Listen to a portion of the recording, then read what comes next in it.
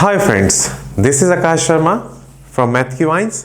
नमस्कार दोस्तों, मैं आकाश शर्मा आपका स्वागत करता हूं आपके यूट्यूब चैनल पे जिसका नाम है मैथ की वाइन्स, जहां पर आपको मिलता है मैथ का ज्ञान।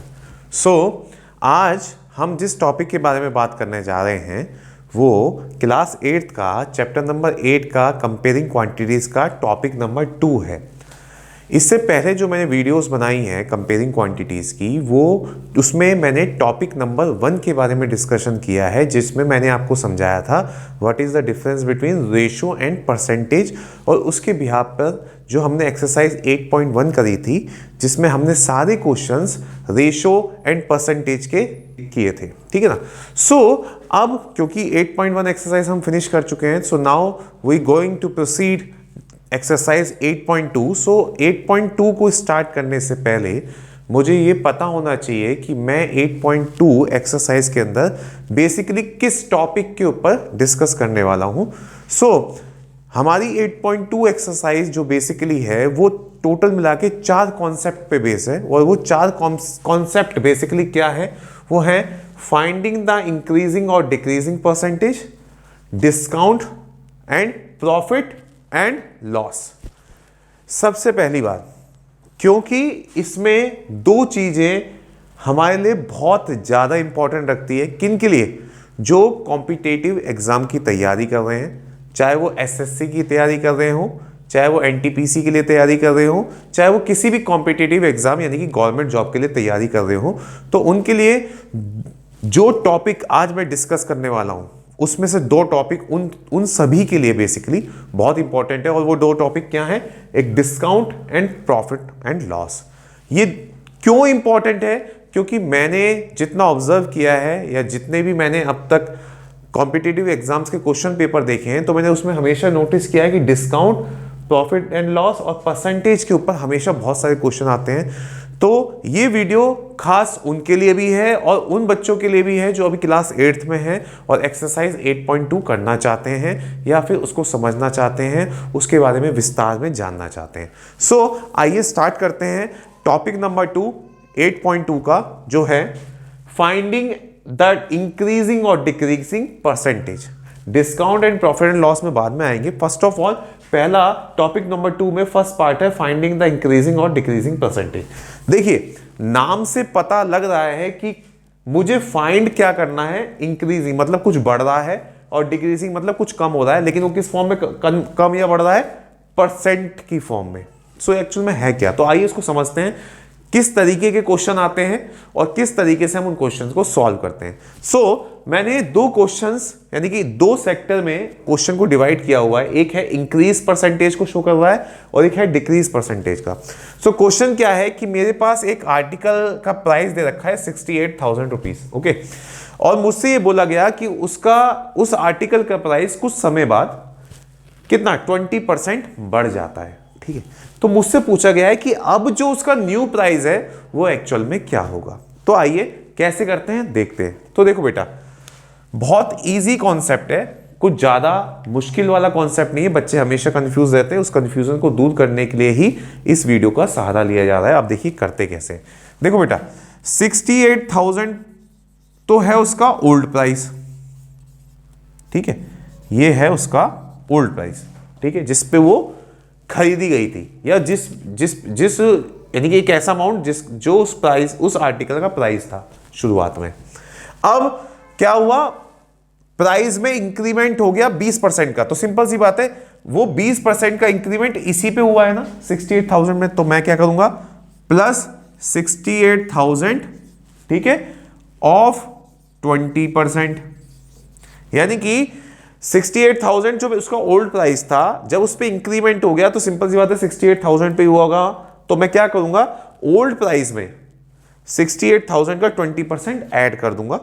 तो 68,000 में 20% जब मैं उसको ऐड करूंगा तो मेरा एक्चुअल अमाउंट निकल के आ जाएगा कि मेरा बेसिकली कितना इंक्रीमेंट हुआ है एक्चुअल प्राइस में। तो आप देखिए कैसे करते हैं, आइए सॉल्व करते हैं। देखिए, तो अब मैं क्या करता हूं, 68,000 प्लस 68,000 इंटू 20 अपॉन 100, ठीक है।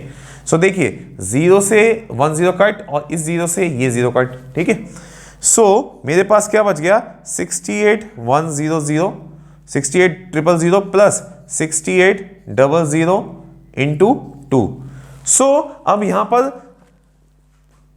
प्लस का भी ऑपरेटर है और मल्टीप्लिकेशन का भी ऑपरेटर है, तो मुझे बेसिकली पहले करना क्या चाहिए, तो हमें याद आना चाहिए एक आइडेंटिटी होती थी जिसको हम बॉड मास कहते थे।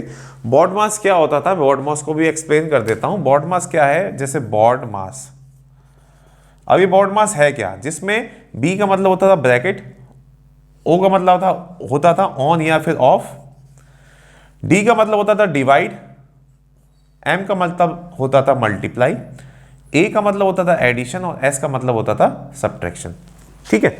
सो जिस सीक्वेंस में ये सारे ऑपरेटर लगे हुए हैं उसी सीक्वेंस में जब हमारे पास कुछ इस तरीके की कंडीशन आ जाती है तो इसी सीक्वेंस में उसको सॉल्व किया जाता है, ठीक है। तो सबसे पहले, क्योंकि आप देख सकते हैं पहले मल्टीप्लिकेशन आया है देन उसके बाद एडिशन आया, तो सबसे पहले मैं मल्टीप्लाई करूंगा, तो मैं लिखता हूं 68,000 को तो एज इट इज लिख दूंगा, प्लस 6800 में जब मैं 2 को मल्टीप्लाई करूंगा तो मेरा आएगा 136,000, ठीक है, ये मेरा आ गया। और जब मैं 68,000 को 136,000 में प्लस करूंगा तो मेरा आएगा टोटल 81,600 रुपीस, यानी कि ये 81,600 यानी कि 81,600 वो अमाउंट है जो आफ्टर इंक्रीमेंट हुआ है। आई होप सो सबको क्लियर हो गया होगा कौन सा कॉन्सेप्ट, इंक्रीमेंट का, यानी कि जब किसी पर्टिकुलर प्राइस में कुछ परसेंटेज का इंक्रीमेंट हो जाता है तो हम कैसे उसको सॉल्व करते हैं। अब आते हैं दूसरी तरफ जो है हमारा डिक्रीजिंग पार्ट, ठीक है। यहां तो इंक्रीमेंट हुआ है चीज के अंदर, वहां डिक्रीमेंट होगा, तो कॉन्सेप्ट सेम रहेगा, बस थोड़ा सा फर्क आ जाएगा। वो थोड़ा सा फर्क क्या है, देखिए यहां पे क्वेश्चन में दे रखा है कि एक प्राइस दे रखा है फैन का जो है 1200 रुपए, तो कुछ समय बाद या थोड़े टाइम बाद ही उस फैन के प्राइस में डिक्रीमेंट हो गया 15% का, तो मुझसे पूछा गया कि अब जो नया प्राइस है उस फैन का वो क्या होगा। सो देखिए, तो मेरे पास जो ओल्ड प्राइस है, अब मैं लिखूंगा ओल्ड प्राइस, ओल्ड प्राइस क्या है मेरे पास 1200 रुपए, ठीक है, उसमें डिक्रीमेंट हो गया 15% का, तो सिंपल सी होने माइनस का साइन लगाया, 1200 रुपए के ऊपर ही डिक्रीमेंट हुआ होगा, ठीक है, तो 15/100, ठीक है। अब मैं इसको सॉल्व करता हूं तो देखिए 0 से 0 कट, ठीक है, तो यहां मेरे पास अब क्या वैल्यू रह गई 12 × 15। यहां तक सबको क्लियर हो रहा होगा, इसमें कोई कंफ्यूजन अभी तक नहीं होनी चाहिए। सो 1200 माइनस 12 × 15 होते हैं 180, मल्टीप्लाई आनी चाहिए, 180 मल्टीप्लाई करके आ जाएगा, और 1200 में से जब 180 को आप माइनस करोगे तो आपका आएगा यहां पर 1020 rupees, and this is your answer. कौन सा आंसर, जो आफ्टर डिक्रीमेंट हुआ है, यानी कि पहले वो फैन की कीमत 1200 रुपए थी, अब वो फैन की कीमत 1020 यानी कि 1020 है, यानी कि 1020 है, ठीक है। आई होप सो दोनों कॉन्सेप्ट आपको क्लियर हो गए होंगे।